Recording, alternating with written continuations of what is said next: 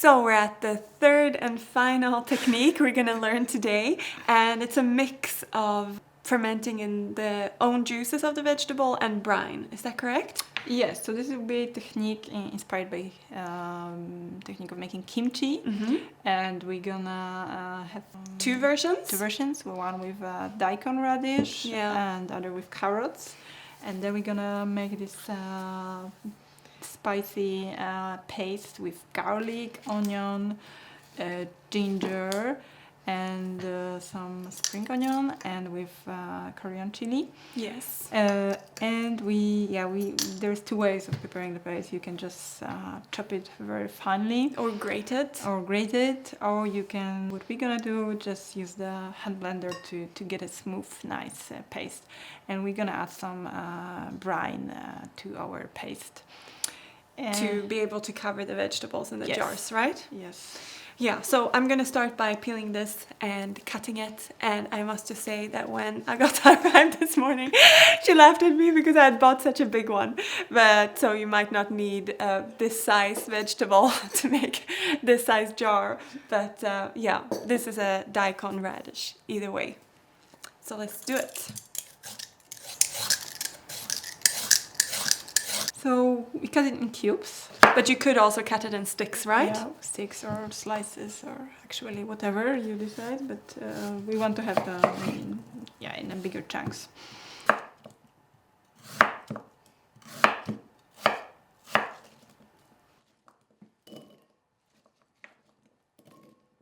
Okay, now that we've cut the radish in cubes, we're just gonna cut the carrots into little sticks, right?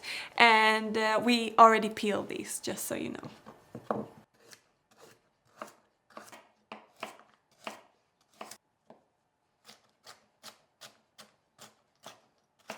So while Malin is cutting the carrots, I'm gonna start preparing the paste. So first I'm gonna peel the garlic.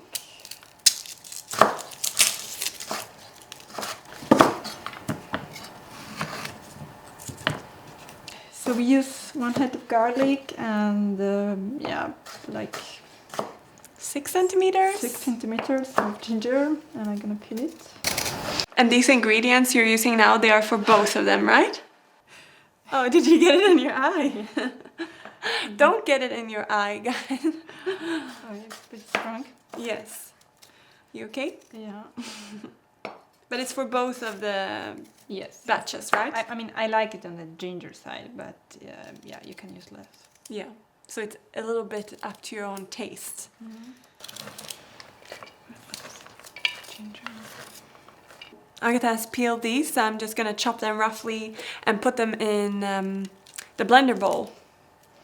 And I'm also preparing one onion. Yeah, you can use white onion, we have red. Yeah.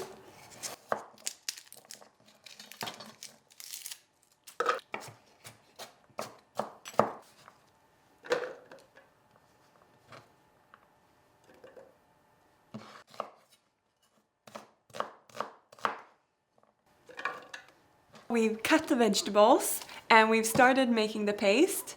So Agatha is gonna make the brine, right? You're gonna salt the brine.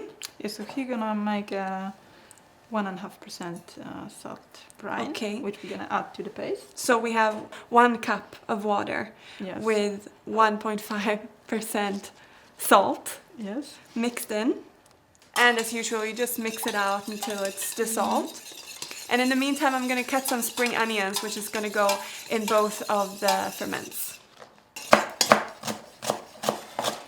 Okay, so now I'm done with the brine. So I just pour it here to our ingredients of our paste. And then I'm going to use this hand blender to blend it all together into the smooth paste.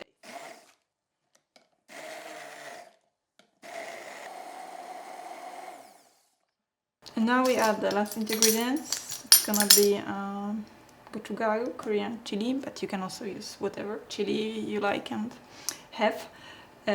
So would you use, if you were gonna replace it, would you use chili flakes or chili powder, or you could use either? You can use either. Okay. I mean, it's Yeah, it's your choice. Your choice. It's gonna work good with any kind of chili. Yeah. So yeah, it also depends of your likiness of spiciness in your foods. In your food. So, but we decided to have 1 tablespoon for each of the jars. So Yes. I'm gonna take 2 tablespoons and mix it. We've mixed the paste, but we've also, so we put some salt in here to the amount of water, but we've also weighed the vegetables and weighed out 1.5% salt for the vegetables as well. So we just pop that into the vegetables. So for both of them. And the spring onion, we also just divide them. I have 2 spring onions for each bowl or each jar in the end. And as you see, it's not an exact science. You just add the amount you think looks good. And from there, what do we do? Now we need to divide this paste. Our paste has a bit of interesting color, but that's because we use the red onion. It got a bit of pinkiness. Yes, so we shall have a funky colored kimchi. Yeah, so, and also now it's come for the putting on the glove. Because, okay. Yeah, when you're working with chili, it's good to protect your hands. And your eyes. Yeah. Or your eyes from your hands. So I'm bringing out my sexy glove again. So I mix it first. Yes. With the salt. Distribute the salt. Yeah, if we have time, we can give it half hour for the vegetables to release some juices. Yes. So that's the one. Should I squeeze it? Yeah, you can squeeze it a bit. And now it comes time to divide the paste. So first we're gonna mix it here. Some for here and some for you.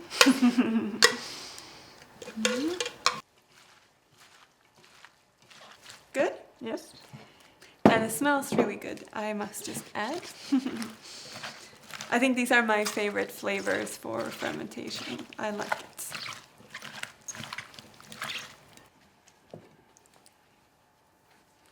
Okay, so we left our vegetables to sit in the paste and the salt for around half an hour.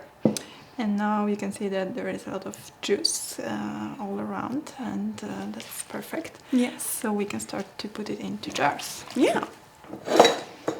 And this is the same as the sauerkraut, right? We put it in and then we press it down. Yeah, we press it down, and we're also gonna pour the remaining liquids from the bowl.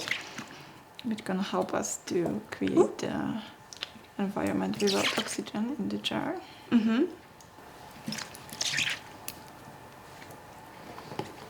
Yeah, you can press it. Start to press down a little bit. So you pack it better.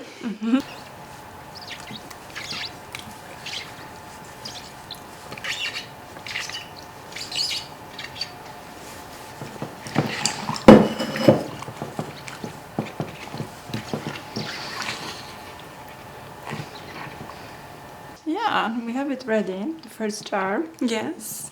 And I usually, when I'm making kimchi or kimchi inspired ferments, I don't put anything on the top because I start to eat them much faster than sauerkraut. So I just give them around 3 days of fermenting in room temperature and then move them into fridge. And yeah, usually there is no need of putting anything on the top. Yes. But if you would like to keep it longer, then it would be good to, for example, use the cabbage leaves to have on the top. To keep it under the liquid. Under the liquid. And would you say there's any difference between doing the radish and doing the carrot? I mean, the radish is slightly less dense vegetable than carrots. They're gonna behave more or less the same. Okay. So yeah, it's roughly 3 days. Yeah, roughly 3 days. In room temperature as well. Yes. Yeah.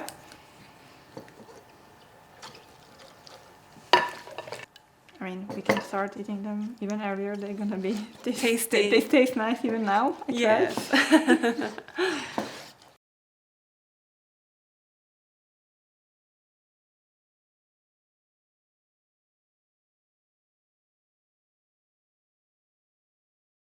So now with the carrots, it's not filling up the jar. Is that okay?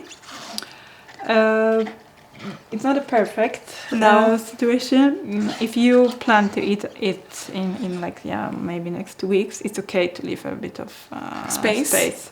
But if you would like to keep it for a month for longer, it would be best to cut 1 more or 2 more carrots Or 3.